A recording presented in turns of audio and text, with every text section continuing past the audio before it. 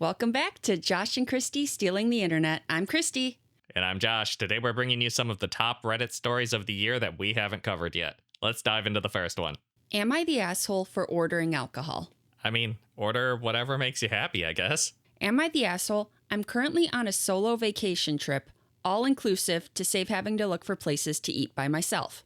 The hotel has club-style seating, meaning that all tables are tables of 8 and people get sat together. Apparently, it's to encourage a sense of community and conversation. Last night, I was seated first and had a glass of wine. A family of 5 got seated at my table, 2 adults and 3 children. The mother turned to me and said, "We do not wish to expose our children to women drinking alcohol." I smiled and said, perhaps they should ask to move tables if it was an issue, but I would be drinking the wine. I'm sorry. I can't imagine the audacity to just sit down at a table and immediately ask a stranger to stop drinking what they're drinking. Right? Like, this is something the restaurant serves. If you don't want your children exposed to alcohol, don't take them to restaurants that serve alcohol. Well, it's not the alcohol that's upsetting them. It's this harlot that dares to consume alcohol while being a woman. They noticed I was on my own and made passive-aggressive comments about this. I went up to get food, and on return, the wine had disappeared. A waiter came over and asked to see my wristband for the all-inclusive and said the family had told them I was underage and must have sneaked away from my parents. He was very apologetic and returned with a fresh glass of wine just as the family came back with their food. Wow, okay, so they just decided to take it into their hands, huh? With not even a good strategy. Am I the asshole for then requesting the waiter brought me the full bottle along with a couple shots of vodka? The family stormed out of the restaurant when I drank the shots as they arrived at the table. No, you're not the asshole. That is honestly a hilarious and correct response, I think. I don't think you were overreacting. I think you were properly reacting. You just doing your own thing. And for some reason, that infuriates them. Top comment. The mother turned to me and said, "We do not wish to expose our children to women drinking alcohol. Then don't take your kids to places where alcohol is served, Mormonella, NTA." It's just women drinking alcohol. What the heck is that about? It's clearly not an issue with alcohol as much as it is with women. Sheesh. We can't be having the children get any ideas of independence. That's what it sounds like. Like if a family sat next to you and said, "Hey, we don't want our kids exposed to alcohol," and that was the full sentence, you might be the asshole for ordering a bunch of stuff, but they just kept carrying on with it. They took your alcohol away from you. At what point is that okay? Yeah, I don't know. Even asking you to not drink alcohol is overstepping, but then taking your alcohol away is way overstepping. And at that point, you are justified in ordering more alcohol just to spite them. Absolutely. If you're not okay with alcohol, there's lots of restaurants that don't serve alcohol. Reddit is pretty firmly NTA and thinks that she is awesome. You are an absolute legend for requesting the full bottle of wine and vodka shots. This level of pettiness is something we should all aspire to. Honestly, you need to buy a round of shots for all the women in the restaurant. I mean, if they kept raising a stink about it, that would be the next step. Am I the asshole for declining to fix the errors I made in a blanket I crocheted for someone and taking it back instead? You can't just go back and fix errors in a blanket, a crochet blanket. You'd have to basically undo the whole blanket to get back to the error. No, not the asshole. There's no reason for you to make that blanket twice. I didn't really pronounce it, but fix is in quotation marks in the title. Because you can't fix it. I made a blanket for my sister-in-law, Amanda. I was able to give it to her last weekend. She'd asked for it in certain colors. I didn't have any other projects on my to-do list, so I was happy to make it for her. I had most of the colors already too, so it worked out. When I gave it to her, she was excited and she started to look it over. I figured it was to see how it was put together since she doesn't crochet. After a little bit, she said that she loved the blanket, but she couldn't help but notice some of the little mistakes I'd made along the way. I do want to know how little these little mistakes are. Are they glaringly obvious? Because that would annoy me too.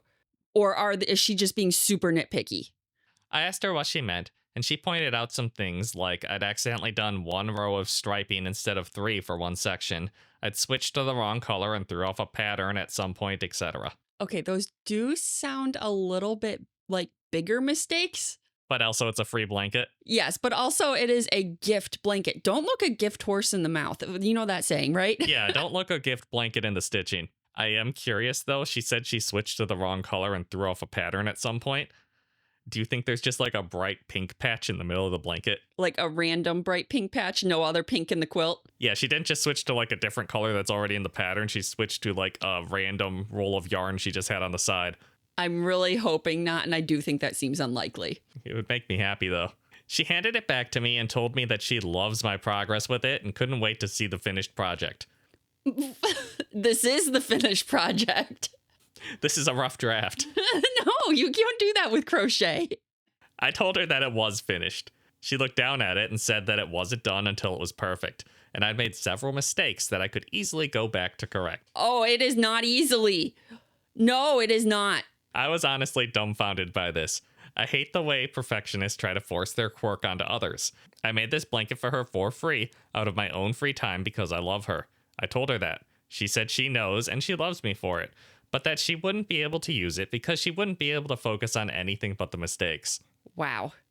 That she is taking perfectionism to a whole different level. I said whatever and took the blanket back and said that if she doesn't want it, I'll keep it. She looked surprised and said that she does want it. She just wants my best work and not something half-assed.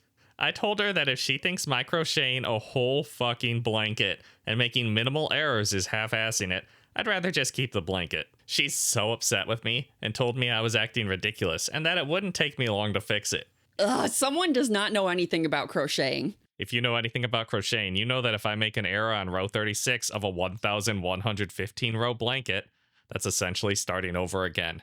Anyway, I come to you all. Am I the asshole? Not the asshole, but I can see both sides to this argument because I am a perfectionist and I would notice the errors in a blanket that was given to me.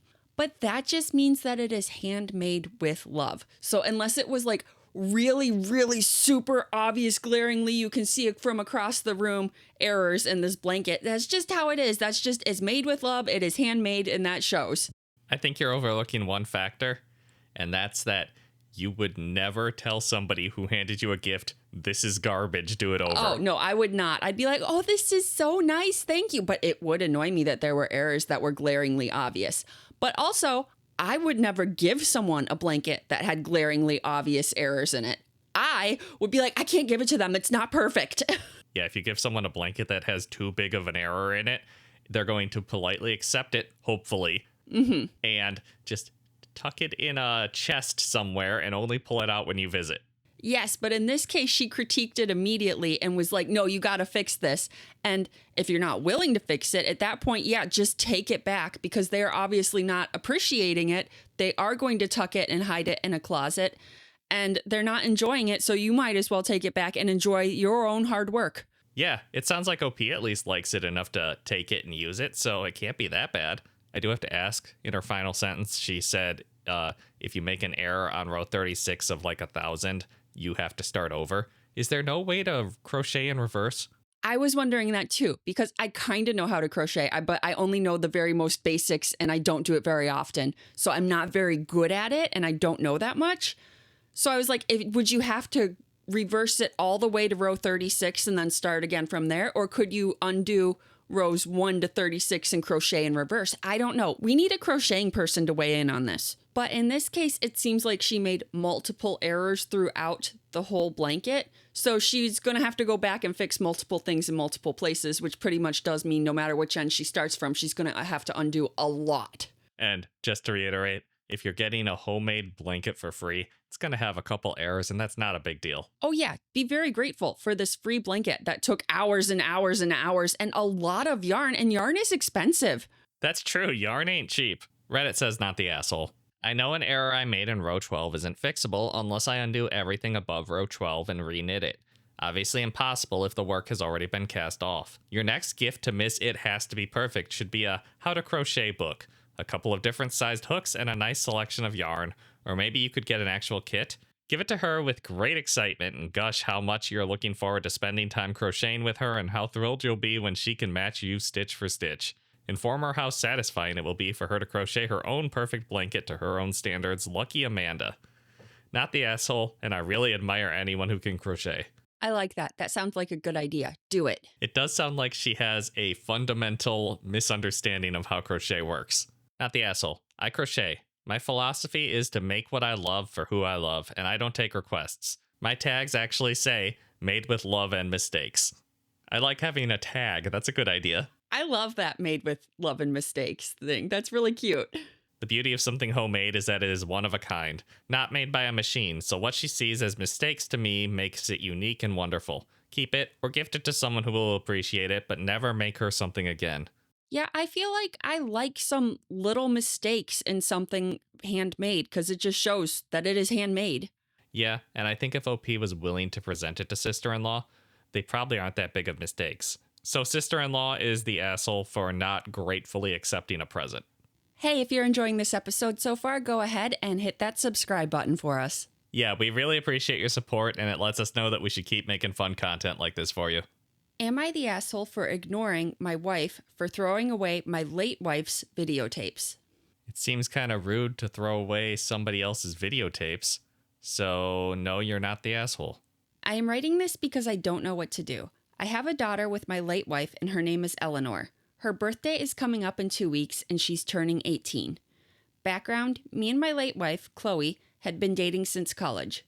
We got older and ended up getting married, and after our wedding, she shared news to me that she was pregnant, and I was excited that we were expecting our first child.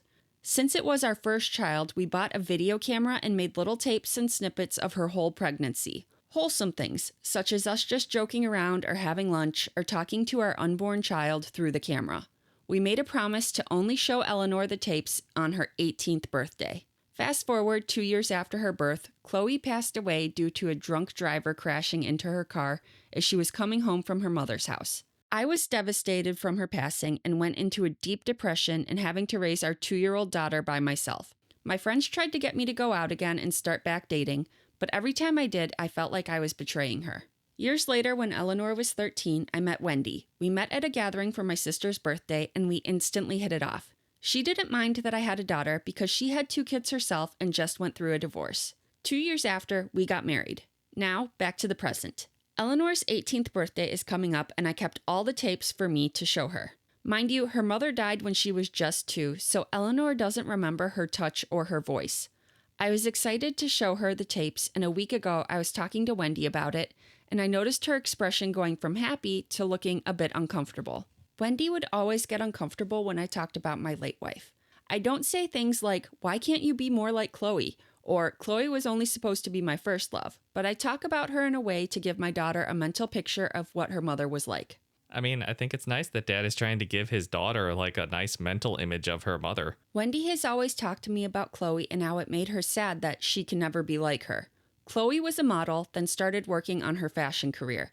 And don't get me wrong, she was a really beautiful woman, while Wendy had 2 kids in college and is not in the best shape, in her words. I love both women how they are, and I never had a preference, but I feel like Wendy is gaining some jealousy towards Chloe. I told Wendy that I love her just the way she is, and she broke down crying. The next day after that incident, she came up to me and apologized for the way she acted last night. I told her it was okay, and it's good that she felt comfortable to share her feelings, and I gave her a tight hug and a kiss on her forehead. She asked to see where the tapes were, and I showed her the box of videotapes of my late wife in my closet. Things were going fine until yesterday morning. I was looking for the tapes because I wanted to put them in a prettier box for my daughter, and when I went to find them, the box wasn't in my closet. Oh no. I mean, I say that, but I guess I knew it was coming from the title. I looked everywhere for them, and when I walked downstairs, my wife was laying on the couch watching TV. I asked her about the box, and she told me she threw it away with a neutral expression. My heart dropped, and I asked her what did she mean, and she told me that I talk about her too much and that I need to move on with my life, so she threw them away as a head start. Oh no, you can't do that. This is one of OP's primary mementos of his late wife. It's not even his memento, it's meant for his daughter. This is his daughter's memento of her deceased mother. Yeah, he's been holding on to these tapes for over 18 years to give to her. I was fuming with anger because not only did she throw away what I had left of Chloe, she threw away my daughter's big surprise. We quickly got into an argument and she noticed how angry I was, so she started apologizing. It got to the point I started crying and locked myself in our bedroom. How thoroughly did she throw these away? Are they just like out in the bin and you could go get them? I hope we find out. It's the morning and I'm writing this in my office, going through my computer, finding old files or any type of video of my late wife to give it to my daughter because sometimes my daughter still cries that she never got to meet her mother, and I really thought it would bring her closer to her. I've been ignoring my wife for the past day and she's been texting me nonstop about how sorry she is, but I really just can't look at her right now. It's getting to the point our mutual friends are texting me to accept her apology and get over it since Chloe died over 10 years ago. But I'm trying to ignore them all because they never had someone so close to them die. I'm working on finding these files and I'm starting to think I was overreacting. I don't know what to do and I really need help. There's 2 updates, but what do you think? Oh, there's 2 updates. Okay. 2 updates. I mean, wife is clearly the asshole. You can't just throw away someone's precious memories and claim that it was therapy when it was very obviously petty jealousy. It sounds like she has a lot of issues to work through in regards to being married to somebody who has a deceased spouse. Like, if you're with somebody who has lost somebody like that, they're going to have a couple dents, and that's okay. Top comment, Dear Lord, I'm honestly not one to advocate for divorce, but I do not think I could continue a relationship with someone who did something so wildly despicable. That isn't jealousy, that's a mental disorder. She stole the only vestiges of your wife that your daughter will have. This is not something you come back from or she can apologize for. This is a line in the sand. Absolutely. This is kind of an unforgivable thing if she's so thoroughly destroyed the only videos you have of your late wife. So, like, I know it's his choice, but I find it a little weird that OP stuck with the waiting until she's 18 to show her the tapes thing. Like, it sounds like your daughter doesn't really remember her mom's face that well.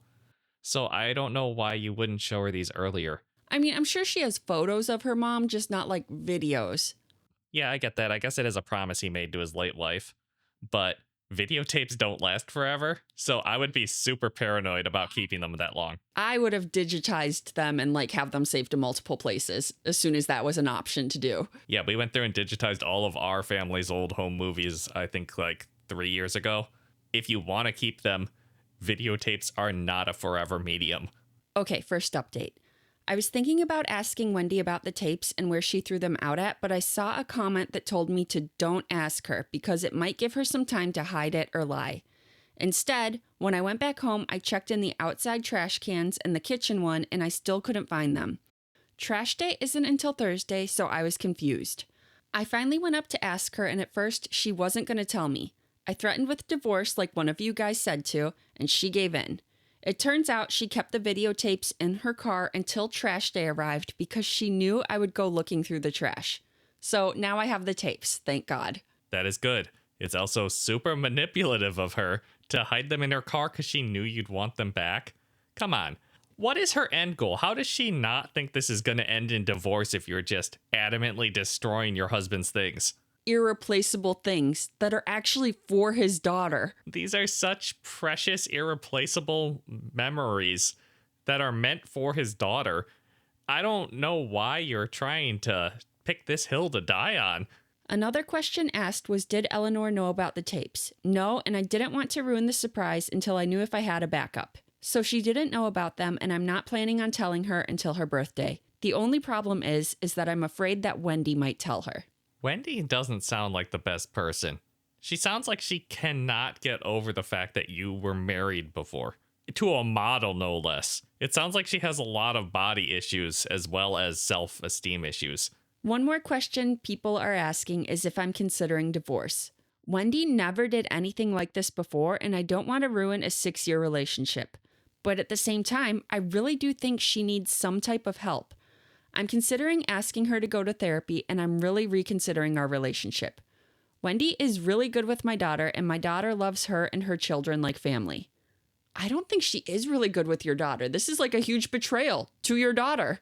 Like that commenter said, it's not great to just jump straight to recommending divorce, but this is a hell of a slap in the face for your daughter, and your daughter doesn't even know that she did it. I think Wendy is just trying to take Chloe's place with being Eleanor's mother.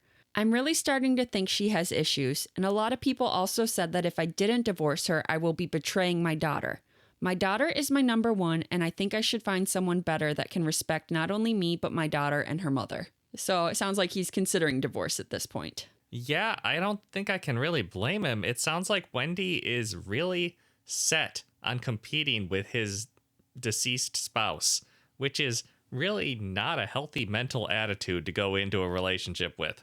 Top comment on this update. Very glad you got the tapes back. The fact that she knew you'd go through the trash and thus kept them in her car, that's as smoking gun as it gets.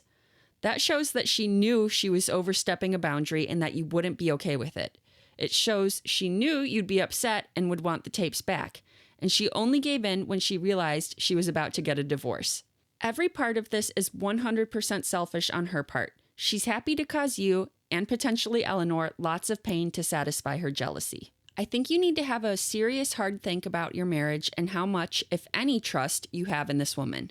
She was willing to destroy a personal message for your daughter from her dead mom out of jealousy. That's not a little jealous territory. That's serious violation of trust. Yeah, like that commenter said, the fact that she put them in her car to hide them from you until trash day really shows that she was intentionally trying to hurt you. She knew that this would cause you pain, and she did it anyways. And then there are a lot of comments that are along the lines of, for the love of God, take those tapes to a professional to be made into digital videos to be backed up many places. And your wife needs serious help. Yeah, I think most photo places back up videotapes these days. You can usually rent the equipment from your local library to do it yourself, and I think you can just buy the equipment for like $80. So there's a lot of options. And then more comments along the lines of, you aren't going to be ruining a 6-year relationship. She ruined it. And please don't fall for the sunk cost fallacy that you have to remain with her just because you've invested 6 years. That's just a small drop in the grand scheme of your life. I like saying don't fall for the sunk cost fallacy. That's not a good reason to stay with someone. Update part 2. It's been a month now. Things have been definitely changing. For anyone wondering, Eleanor's birthday went great, especially without Wendy there to ruin it. Basically, what happened was Wendy found my post and went crazy about it. She started accusing me of trying to ruin her life over something so little, and the way she only found out because her older sister saw the story on TikTok. We got into an argument and she tried gaslighting me into being the crazy one and threatened me to leave and take all I own and whatever else she said. So, older sister found the story on TikTok. That means either Wendy told her older sister about this horrible thing she did, or you didn't change names or something and she instantly recognized all the family names. I was wondering that too. I really hope he changed names for anonymity's sake. I think everybody should know to do that, but maybe he didn't. Something tipped off older sister, though, and Wendy's response is, you're trying to ruin my life by telling people about what I did. Wendy then proceeded to go into our room and start tearing things down, trying to look for the tapes again. I pulled her wrist, trying to get her to calm down, but she took it as an opportunity to start breaking down crying, saying that I hit her. I backed off and just watched her as she tried to throw things at me, but then I reached my breaking point because it was the day of my daughter's birthday and I had little time to get to the dinner because we had reservations. I love the way that OP worded that. Like, you throw things at me on the day of my daughter's birthday. He's going full Godfather here. I was already ready and had to pick Eleanor up from a friend's house, so I grabbed my keys and left her there, not having time for her to act like a child. And by the way, the tapes were at my mother's house as we were all going to go there after dinner.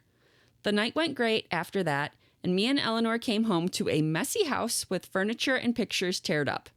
It looked like a bunch of 3-year-olds went wild in there. Wendy and her children weren't anywhere to be found, and neither was her car. I already assumed it was Wendy who did all this, plus I had proof because I keep security cameras in my house. I have to wonder what Wendy's kid's opinion is on how she's acting right now. I just can't believe she was so stupid to go into destruction of property when she knows there are cameras. I mean, I guess she's not the type to think about consequences much. I told Eleanor about everything that went down before her birthday, and she was shocked to find out that the woman she thought was an angel was actually a bitch. Long story short, we called the cops. Wendy got arrested, but got out after 3 days. Now I'm almost done with my divorce process. Also, Wendy, if you're reading this, have fun living at your mother's house and having a criminal record. I hope it was worth it. What did she get arrested for? Destruction of property, probably. Can you get arrested for destruction of your own property? I don't know. I mean, you would assume if it's joint property, maybe, because they're married, it's his property too. Yeah, that's my question is I don't fully know how the law works in that instance because you're married, so everything's joint property, but then also it's his from beforehand. It sounds like a situation where the cops would just be like, okay, guys, calm down and break it up. Someone in the comments had the same question you did. Arrested for trashing her own home?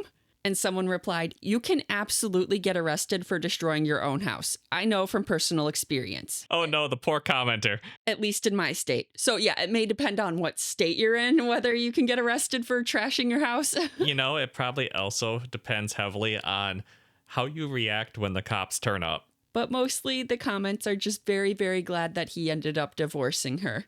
I'm so glad that you had security cameras and left the tapes at your mother's. I hope that you too can move on without that horrible woman in your life. Happy birthday to Eleanor. Yeah, it does not sound like this is the first infraction that Wendy has, committed.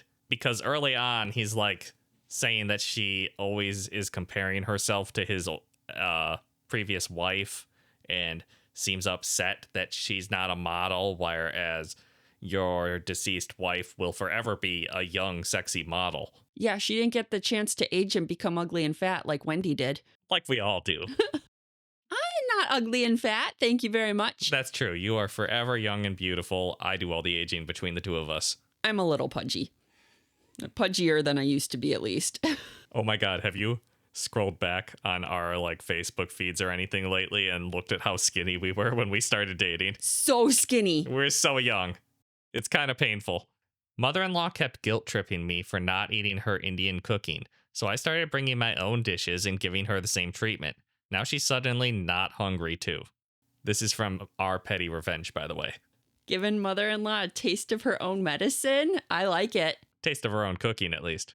My Indian mother-in-law thinks that she is the best cook in the world and that everyone, including her son and daughter-in-law, should beg for her cooking. Well, culturally, I'm not used to a lot of Indian food because of the spices, but I will try to eat the ones I can enjoy. Yeah, I get that. I also cannot eat very many Indian dishes because I am so sensitive to spicy food. If it has any amount of spice, I'm like, nope, that burns my mouth. I actually prefer the spicier ones when we have Indian, so we're kind of opposites on this.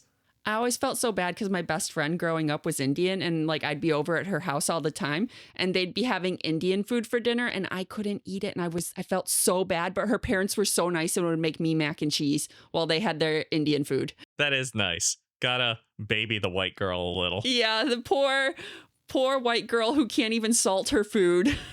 A lot of times I'll politely tell her I am not hungry or I'll munch on some, but sometimes that's not a good enough response and she'll start guilt-tripping me. So, you don't like my cooking? Or, everyone loves my food, why don't you? My significant other will usually jump in to stop her, but it always puts me in a weird spot since on day one of meeting me, she told me point blank that she doesn't like Chinese food. I'm Chinese, and it kind of threw me off because there are so many varieties of Chinese food, and for her to just say she hates the entire category seems odd to me. Okay, so mother-in-law is a hypocrite. Got it. Yeah, at least OP said she's not used to a lot of Indian food, but will try to eat the ones she can enjoy.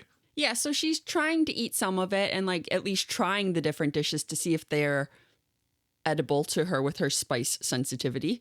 So I recently started bringing food I made whenever visiting her and telling her how excited I am to cook for her and that I hope she likes my cooking. She usually brushes it off, saying she's not hungry or that she'll eat it later. I turned the tables on her, looking sad and asking her why she doesn't like my cooking. It's very entertaining to watch her try to make excuses she knows are BS. She hasn't asked me to eat her stuff since, so I guess this petty revenge is working. Yeah, you gave her a taste of her own medicine and it worked. I really like that. I'm glad that worked. Top comment. Seeing as I love both cuisines, I will gladly volunteer to eat both sets of leftovers for you to keep the peace. How very generous of that commenter. Somebody replied, plot twist, they're both terrible cooks. Oh yeah, wouldn't that be funny? The husband is either ecstatic or miserable with this turn of events. It does make me grateful that both of our mothers are willing to adjust the cuisine for everyone's taste. Oh yeah, that's really nice. If they know that one of us doesn't like something, they'll either not serve it or they'll have a side dish prepped or they just won't add as much spice to the dish. Your parents are great. They know what my favorite foods are and they make sure they're always in stock at their house when we show up.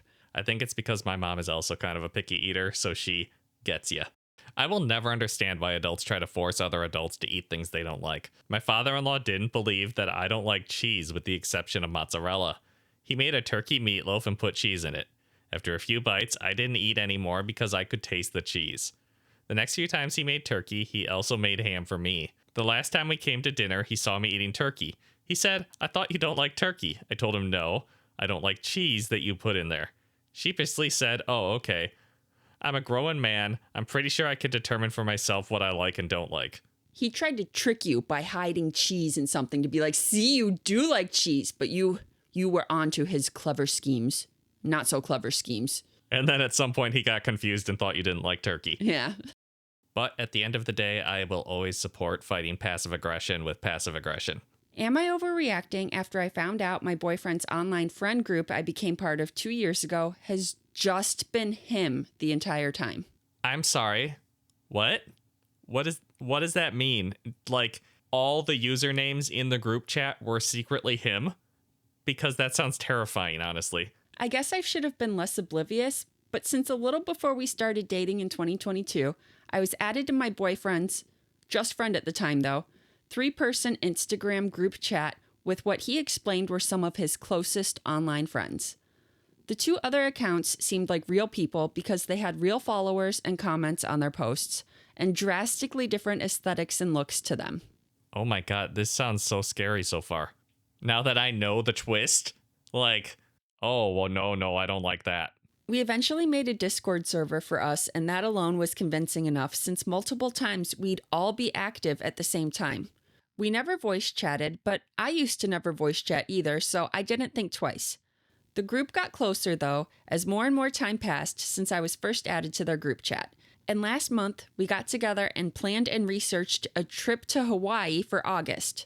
We live on the east coast of the U.S. Like, we booked everything. How the hell is that gonna work? Are they just going to suddenly be sick and can't go on the Hawaii trip? Or are they going to be, like, exclusively communicating through text message on the trip, too? Like, oh, sorry, we went to the wrong island. That sounds like a really funny movie. Just texting each other what you're up to on each island, and then, oh, we just missed you, sorry. It sounds like a sitcom, doesn't it? Like, your boyfriend's gonna have to go to the bathroom, and then he's gonna come back in a hat and a mustache and be like, "Hey, it's me, Greg." So imagine my surprise when I'm over at his house tonight and his computer is open and I just want to log into my Google Docs when I accidentally stumble across, first of all, follower bot sites, and also him logged in and chatting with me as one of the individuals I thought I had become close friends with. Sorry, so when you're chatting with everyone, obviously he's sitting in a different room, but does he have 3 different chat rooms open on his screen so that he can talk from all the perspectives at once? Probably, right? And he's never taken a step back and been like, what am I doing? I just got this sinking feeling. I didn't jump to the idea that they could be fake either. I was like, maybe he just has their login since they're all so close and is way too interested in their messages. But then I noticed their only chats were the group chats and the server. And the real kicker was the email address it was signed up under was his backup email with his full name. Wow, so he just assumed you would never do any research into these 2 people that you made friends with online. And it sounds like you did end up to this point. For 2 years. To be fair, I suppose I would never suspect that my significant other was just catfishing me to this extent. I quite literally snooped until he got out of the shower and caught me, which I'm not saying was right of me, but I couldn't help myself. No, I'm sorry. It was right of you. It's just self-preservation at that point. During my snooping, I gradually became devastatingly confident that he wasn't behind just one, but both accounts. I've never seen his face so red, and he just absolutely panicked and started shouting at me to get out of his business. I couldn't even form the right words to say to him. In the end, I just walked out of his apartment sobbing. Get out of my business. The cruel pranks that I pull on you are my business. Not your business, none of your business. Only mine. I just really hope we find out his motivation and how he thought this was going to go in the long term. It's very early in the morning, I get that. But he texted me and I'm starting to feel crazy. And then she includes a screenshot of the texts. So she texted him, I just want to know why. When it finally came time for the Hawaii trip, How were you going to explain that? What were you thinking? And he texted back, you know something I've noticed about you? You can never just be calm, and there always has to be an issue. I know you are raised in a volatile environment and still have to relearn a lot about healthy relationship dynamics, but it's like you thrive on chaos. And we were going to see Wicked tonight. Pfft, I guess there goes that. I'm sorry, could there have been more gaslights in that sentence? I know you weren't raised in the healthiest environment, so you can't recognize a healthy relationship dynamic. It sounds like OP can recognize what is an unhealthy relationship dynamic. And now you don't get to see Wicked. That sentence right there makes me so mad. And then she texted back, you can't be serious. I deserve answers. I am honestly so creeped out. Basically, half of my life for the past 2 years has been complete and total lie, and you were behind all of it. And then he texted back, okay, don't be dramatic. You know this isn't a big deal. You're just giddy to harp on this and make it a bigger issue. It's such a big issue, though. Like, I don't understand how the Hawaii trip was going to possibly work. It must have been that they were both going to call in sick.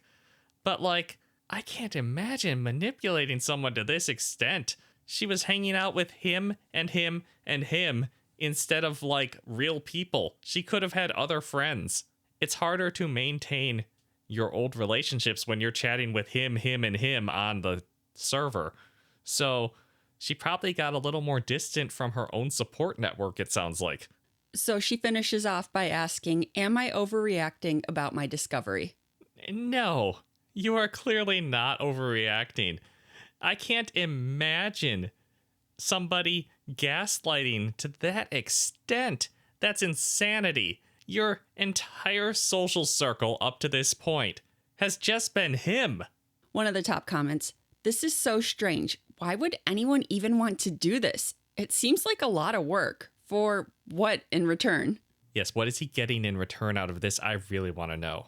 Like, are the other two people in the chat room just constantly talking him up and being like, oh, he's so cute and sexy and you have the best boyfriend?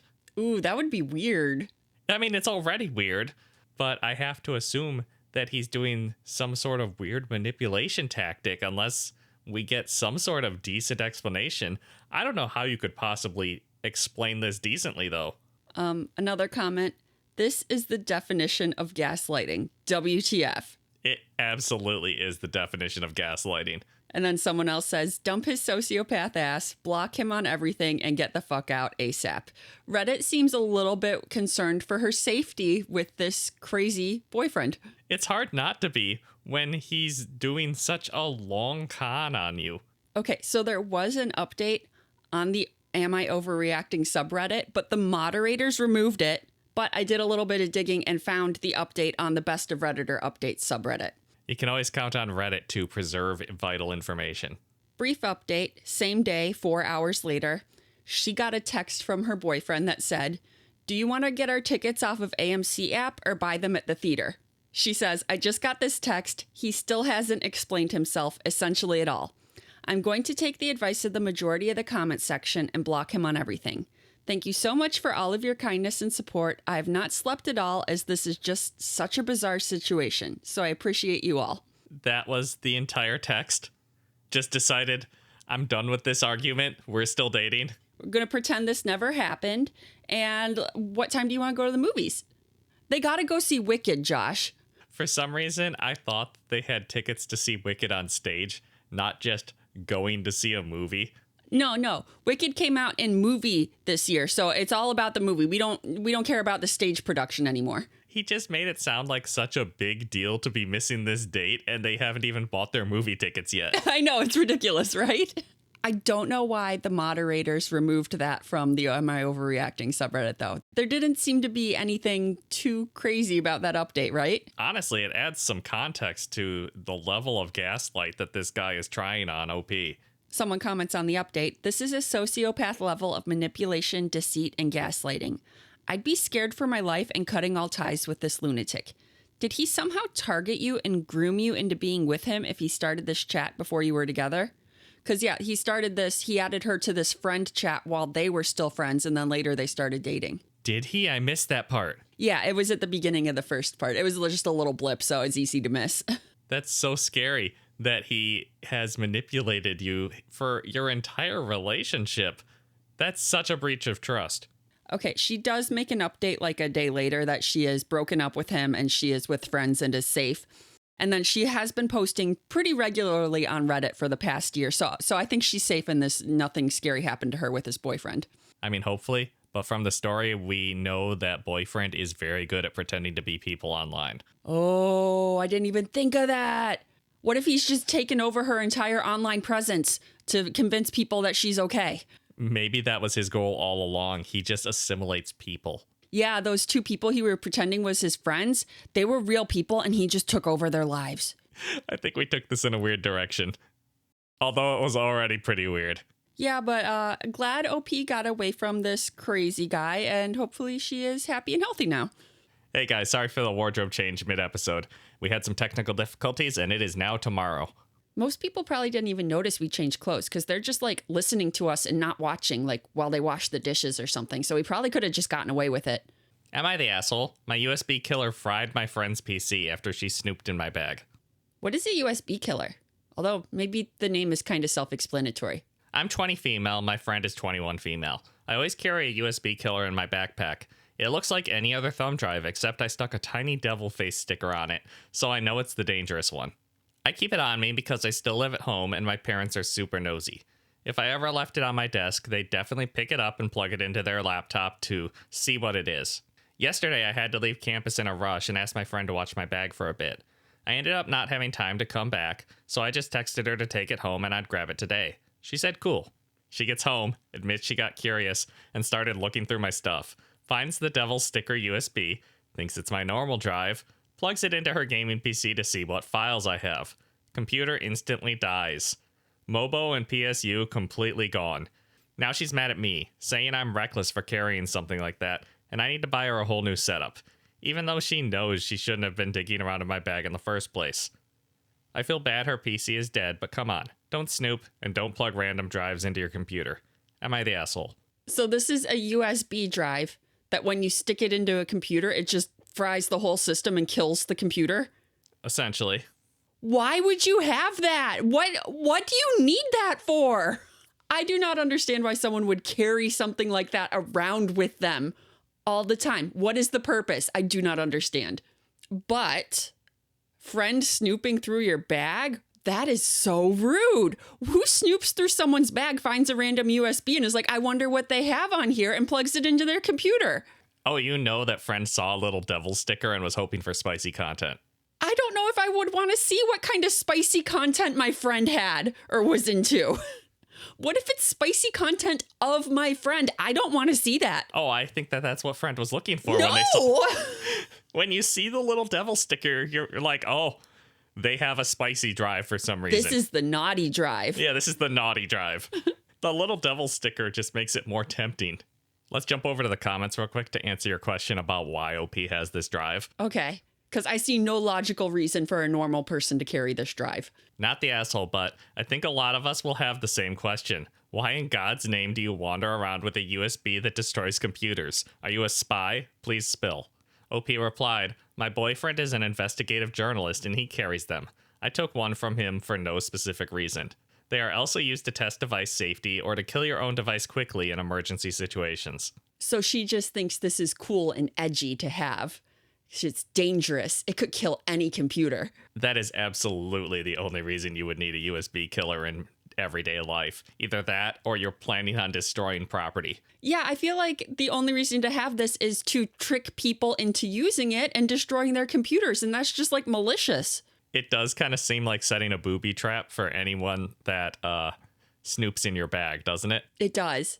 But somebody who's a little more tech literate replied to OP, USB killers don't protect your data at all. They don't delete your data, just fry your computer. They don't even slow someone down from accessing your data because anyone half competent would plug your hard drive into their own device. So at best, they just annoy someone who checks your USB for data. First, because you fry one of their USB controllers, but they still get all your data from your hard drive and real USB drives. If you want to protect your data, encrypt your hard drive and data using a very secure password and strong encryption. Okay, so this doesn't even wipe your hard drive and erase whatever you're trying to hide from people. It just destroys the computer. So there really is no reason to have this. It doesn't provide extra security. It's just property destruction. That's the only reason. I think you're a super big asshole for carrying something like this around. But your friend is also an asshole for snooping. Everybody sucks here. I have to agree, everybody sucks here. Reddit says not the asshole because they're never on the side of a snooper. But I can't get behind somebody who decided to have a booby trap in their bag to this extent when you could have just had it like pop up a JPEG that says, hey, don't snoop. Yeah, that would have been funny. You didn't have to fry her USB controller and possibly her motherboard. But, like you said, friend is the asshole also for snooping. Like, don't just plug random USBs into your computer. That's how I think they hacked the Pentagon, isn't it? Yeah, I think I did hear that. Like, they just dropped USB drives in the parking lot and people picked them up and plugged them into computers. You think people that work in national security would know better than to plug random USB drives into their computer? They're secure computer. Yeah, no, they don't. And I think that if those USB drives had little devil stickers on them, people probably would have plugged them in faster because I want to know why it's an evil thumb drive. Curiosity killed the cat. Absolutely. I feel like most humans would plug a USB drive in much faster if it has a little devil sticker on it. Yeah, otherwise I'm like, oh, this is just a boring old USB drive. It's got someone's boring old work files on it. No, a devil sticker. Ooh, what's on here? Ooh. Absolutely. Like, if it doesn't have a sticker on it, that's probably just somebody's, like, taxes or something boring like that. A devil sticker, though? I need to know. I do feel like frying your friend's entire computer for snooping was a little bit overkill, though. Like, the punishment does not fit the crime.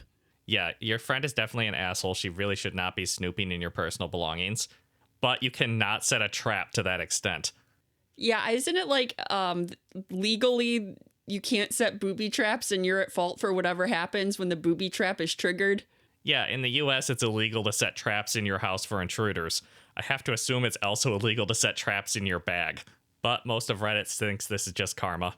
Like the top comment, your last line covers it. She was a bad friend to look through your bag and a bad friend to use something of yours without asking. She's learned an expensive and lifelong lesson. Don't be a dick to your friends, and don't plug unknown USBs into your computer without first checking with a trusted source about what's on it, not the asshole. New hire got fired on day 1 for stealing all the coffee. Oh, you do not mess with the coffee supply at an office. People need that to survive. This is from coworker stories. This really amused me. We hired this lady who during her morning training process seemed pretty high-strung, but nothing too hard to deal with. Midway through the day, we were in the break room and she gestured at 2 large full bags of Starbucks beans next to the coffee maker and asked everyone in there, "Whose are these?" And someone responded, "Oh, those are free for anyone to use. The company buys coffee for everyone." And she said, "Oh, cool." I guess as she was leaving for the day, she took this very literally and put both bags of beans in her purse as she was going home. Wow. I think most people would have taken that sentence to mean you can use them here. Like, it was very clearly stated. These are to use here, not to take. Yeah, those aren't free to take. Those are free to use. There was a hubbub the rest of the day as everyone was confused there was no more coffee. Eventually, it got put together. She took them. I think someone saw it happen. She came in today for 10 minutes, was called into the manager's office, and now she's gone. So I feel like from the fact that she was gone within 10 minutes, she was probably very unrepentant. Yeah, someone in the comments was thinking along the same lines. I wonder what her reasoning was once they got her in that room. She possibly misunderstood what she was told about the coffee and took it very literally, and maybe didn't realize she was stealing. But she probably said something cray-cray in that room they couldn't get past. If it was truly a misunderstanding, I could see her still being there and everyone laughing about how literal she is. Yes, that's exactly my line of thinking too. Like, if you do something stupid on your first day, usually you can kind of laugh it off and be like, oh my God, I'm so sorry. I completely misunderstood what they told me, and I will bring the beans back. But no, they fired her like on the spot. What did she say? They fired her within 10 minutes. It wasn't even that long of a discussion. Like, it almost makes me wonder if the new coworker was not a native English speaker. Yeah, that could make sense. I feel like it's just such a weird leap to take because 2 bags of coffee beans are not as valuable as a job. So it's not a good trade she made. Okay, even if she thought these coffee beans are free for people to take home, there were 2 bags and she took both bags home. She didn't leave any for anybody else to take. She took all of it. That is true. That is against the office culture of just leaving the last of anything on the break room table to turn into a fossil. Yes, you cannot take the last donut because another coworker might want that donut and think that you are rude for taking the last donut. And you can't have people thinking you're rude. No, that's just part of the social game we all play when we work in an office. You never take the last donut or bagel. It sits on the break room until it turns into a literal rock, and then it mysteriously gets thrown away by some good Samaritan. No one ever knows who does it, though. Because you also don't want to be the person who threw away the bagel and then someone comes in and goes, hey, where's that bagel? I wanted that for lunch. And you have to be like, I threw it away because it's old and gross. I have absolutely been the person who threw away something from the fridge that was old and gross. And then that same day, somebody walked out into the middle of the office and asked, hey, where did my container of blueberries go? You're like, they were moldy. There was moldy blueberries in the fridge. I'm like, oh, gross. And I threw them away because they had been there for over a week. And yeah, I think the owner of the company then came out and was like, hey, has anybody seen my blueberries? And I'm like, oh, I'm so sorry. Did you at least tell them they were moldy? Yes. Okay. I apologized and said they were moldy. I thought they had just been abandoned in the fridge. Top comment, if there is one quick way to inspire mutiny, it's to do a coffee heist. She left the whole office without coffee for the rest of the afternoon, and that's when you need your coffee. Right? I cannot make it through a workday without at least 2 cups. Another comment, wow, it makes you wonder how people like this function with that kind of logic and thinking. I find it weirdly fascinating. And someone replied, I often think about this, like we're all conscious, but some of us just come to wildly different conclusions that are objectively wrong. Yeah, I can't really figure out why they thought they could just take the coffee, because from the quote, it sounded very clear cut that this was for use in the office. But was that a direct quote, or was it like a summary? Or like I said earlier, maybe they're not a native English speaker. I really want to know how their brain worked. Like, I want the manager's opinion from inside of that office, because I have to assume whoever had to let new coworker go knows the reasoning for why they thought it was okay to take the coffee. Yeah, she had to have explained herself in the office, right? You don't like just fire someone without asking to hear their side of the story first. Am I the asshole for not waking up a tourist who overslept and missed the day trip she paid for? I don't understand. Is this tourist like your friend or someone you're traveling with that you need to be waking them up? Hi guys, I'm 21 female, a Bulgarian tour guide who accompanies groups to Sicily. Okay, this is a tour guide, not the asshole. This is not the tour guide's responsibility to make sure people are awake in the morning. On a recent trip, one woman who was traveling alone, mid-30s, was consistently oversleeping. I'd like to apologize in advance. I am going to butcher every single city name in this story. The first day we arrived, we had a day trip to AITA and Taormina, for which we departed at 8 a.m., as we do all other day tours. I made sure that all tourists are informed of the departure times on the bus the day before, and they also have my number to call in case they forget so I can remind them. They also all have printed out pamphlets with the schedule made by the travel agency that I hand out that has the time for departure on it. Okay, so you have reminded them verbally, reminded them in writing, and given them your phone number in case they have questions. I feel like you have covered all your bases and your responsibility for making sure that people are on the bus at 8 a.m. when it's time to go. If they're not there, it's on them at this point. All of the group was on time except one woman.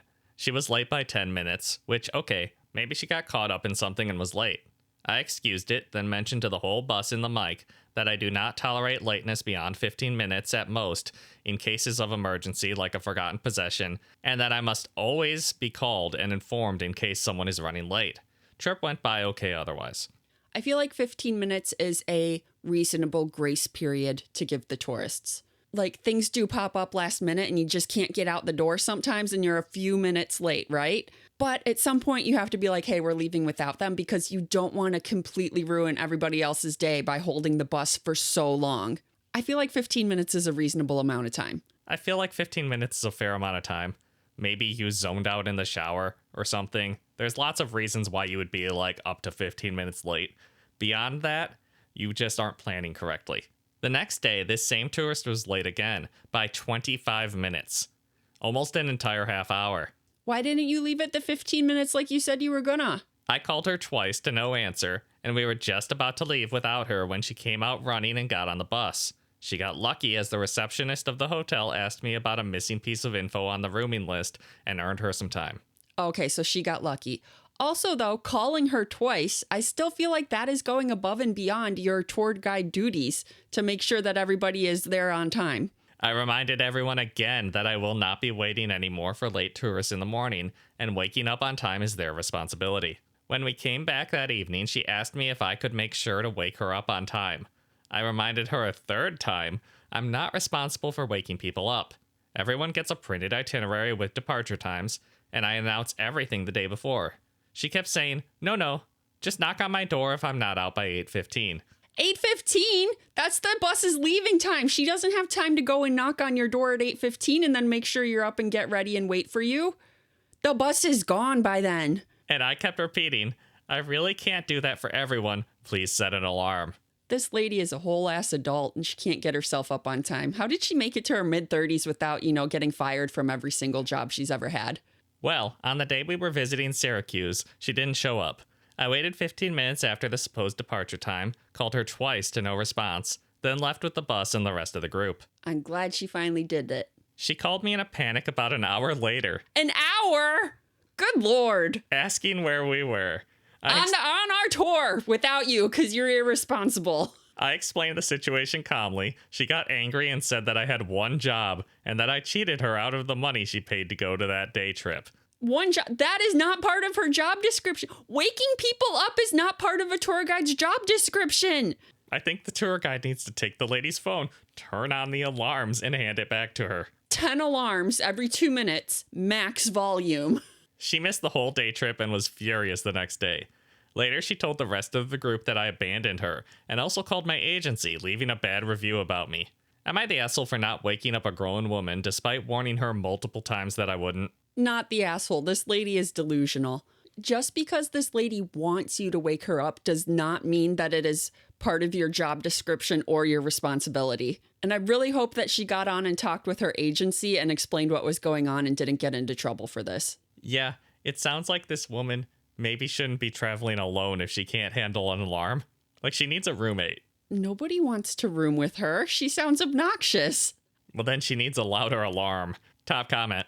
This woman could have also requested a wake-up call from her hotel. Yeah, a lot of hotels do that. They'll call you and wake you up. Although apparently tour guide was calling her like twice every morning, and that still wasn't waking her up. So I don't know. Although they usually call the room phone and not your cell phone, so that's louder and more obnoxious. And if you're willing to pay, I'm sure that they would come and knock on your door too. Yeah, that's a good point. This should be the hotel's responsibility. Well, it should be her responsibility, Well, yes. But the hotel's a good backup. Yeah, as the tour guide, I think I'd be like, I am only responsible for you from the time you get on the bus until the time you get off the bus. Making sure you get onto the bus is not part of my job description. I'm an avid traveler. I'd be angry to sit on this bus every morning waiting on someone who is chronically late. Time is money, and she'd be wasting mine. If she's worried about hers, she needs to set an alarm. If she complained to other guests, I guarantee you they weren't feeling bad for her, not the asshole. Yeah, I bet all the other guests were sick of this lady's crap and were not sympathetic to her. Maybe sympathetic to her face because they don't want to deal with her complaining even louder. But no, you're sitting on that bus for 15 minutes every day waiting for her to not turn up. Not the asshole. If you were a cruise ship operator, her lack of being able to be on time would cause her to be left behind at a port. Watch YouTube videos of cruise passengers who are special and think they can hold up the entire group. They get left. As long as you can document her late antics with your tour agency, you should be fine. Also have them add language in their contracts about being late, and it's not the tour operator and guide's responsibility to wake people up and ensure they are on time. She does kind of have that same energy as the people running down the dock, waving at a boat that's already moving. Come back! Come back! I'm here! All right, and then she does have a quick edit. Okay. Edit. I talked to my manager today. I was nervous at first because I was already tired of this whole shenanigan, and I didn't want to spend ages defending myself. So I went to him first and explained the situation before he approached me. He told me word for word, "Hon, I deleted that BS from my email as soon as I read it. LOL, an icon. They'll remove the bad review." I like that. That's good. I'm glad her boss is on her side. Yeah, I assume that any good boss at a tour agency understands that a lot of the people that are paying them are very entitled. Yeah, I bet they are used to people making weird, outlandish demands. All right, that's our last story for this episode of Josh and Kristie Stealing the Internet. Hit that subscribe button, and we'll see you next time.